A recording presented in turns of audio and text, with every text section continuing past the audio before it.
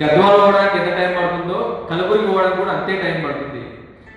కాబట్టి నాణ్యమైనటువంటి విద్యను అందిపుచ్చుకోవడానికి విద్యార్థులంతా కూడా తెలంగాణ విద్యార్థులంతా ఈ అవకాశాన్ని సద్వినియోగం చేసుకోవాలని చెప్పేసి కోరుతున్నాము. ఇది పీజీకి సంబంధించినటువంటి ఎంట్రన్స్, యూజీకి సంబంధించి ఎంట్రన్స్ మళ్ళీ విడిగా రావడం జరుగుతుంది. ఈ PG entrance central university of కర్ణాటకలో సుమారు 36 డిపార్ట్మెంట్లు ఉన్నాయి.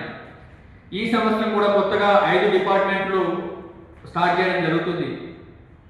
కాబట్టి దేశంలో ప్రపంచంలో మారుతున్నటువంటి పరిస్థితులకు అనుగుణంగా latest courses, latest technology enabled courses అన్ని కూడా సెంట్రల్ యూనివర్సిటీ ఆఫ్ కర్ణాటకలో అందించబడుతున్నాయి. అది computer science, AI, artificial intelligence and machine learning, statistics and data mining and data science, ఇటువంటి అన్ని రకాల కోర్సులు లేటెస్ట్ గా విద్యార్థులకు ఏదైతే ఉపాధి అవకాశాలు లభిస్తాయో ఆ ఉపాధి అవకాశాలు ఎక్కువగా ఉండేటువంటి కోర్సులన్నీ కూడా సెంట్రల్ యూనివర్సిటీ ఆఫ్ కర్ణాటకలో అందించబడుతున్నాయి.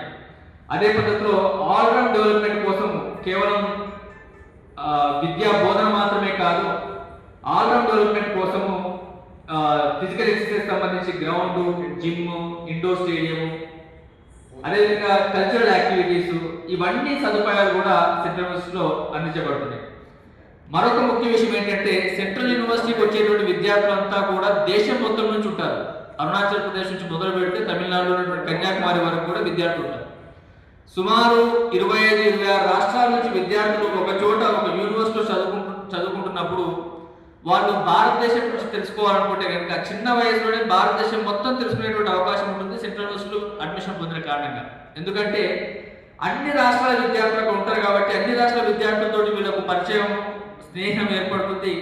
కాబట్టి ఒక విద్యార్థి సెంట్రల్ యూనివర్సిటీ ఆఫ్ కర్ణాటకలో అడ్మిషన్ పొందిన తర్వాత దేశంలో ఏ మారుమూల వెళ్ళినా కానీ తను ఒక కొత్త ప్రదేశానికి వెళ్తున్నటువంటి ఫీలింగ్ లేకుండా, ఇన్ఫీరియారిటీ కాంప్లెక్స్ లేకుండా ఆయా ప్రదేశాలకు వెళ్ళేటువంటి అవకాశం ఉంటుంది. దేశం మొత్తంలో కూడా ఒక నెట్వర్కింగ్ ఏర్పడేటువంటి అవకాశం ఉంటుంది. ఇది ఒక మంచి అవకాశం. రెండోది, దేశంలో ఉన్నటువంటి భిన్న సంస్కృతి